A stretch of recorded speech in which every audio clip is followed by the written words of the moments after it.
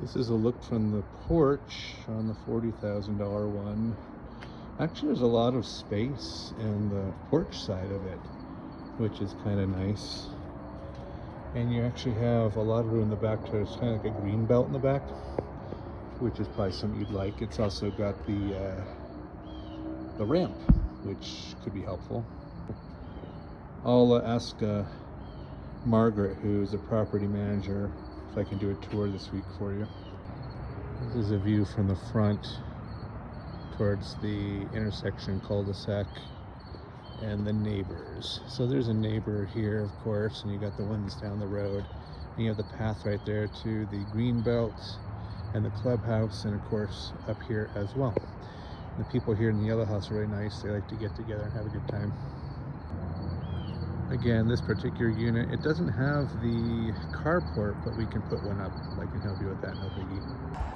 Here we have the clubhouse, and then looking north, I'll go to this next house.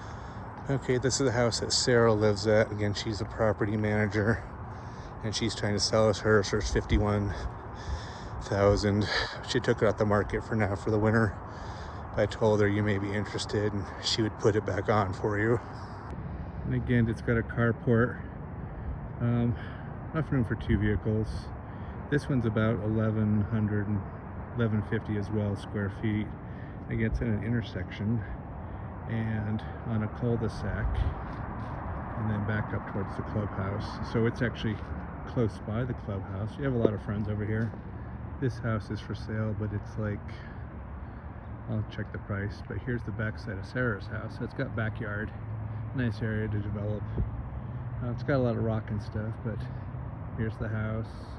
It's got a fireplace, and again, it's right off the intersection, which is actually pretty good as far as not having neighbors all around you. Okay, this one again is a double wide, but there's not really a lot of room, and it's $135,000. So again, a lot of the houses are like double wides. You know, nice properties, plenty of room for the most part, which is good. I'm gonna put a new house in here just off the path. The street when you go down the property. And again, you have single wides that are plugged in like this. This is where we used to live. Actually a really nice unit. But this is kind of like what Mom was talking about, is if they're plugged in and not much space between them. There's actually some good space between all the houses. But yeah, but that's not what you're looking at.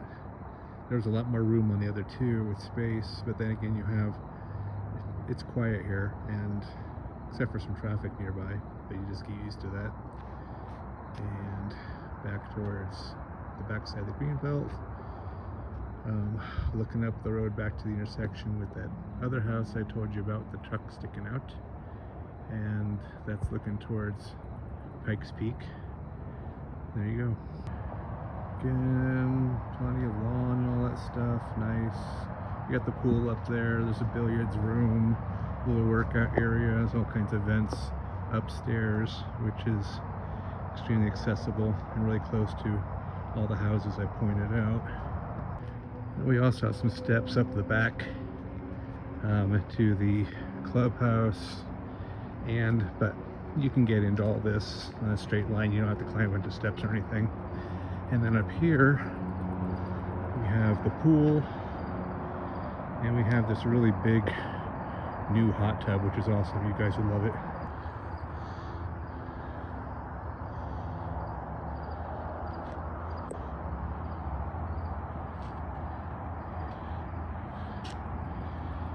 And towards Pikes Peak and all that good stuff. I'm going back down the steps. We'll go by the first house I showed you, and then I'm going home. So again, this is me going down the path from the green belt. So an example of how the houses are plugged in over here and up to the house I first showed you. That's what it looks like over here. So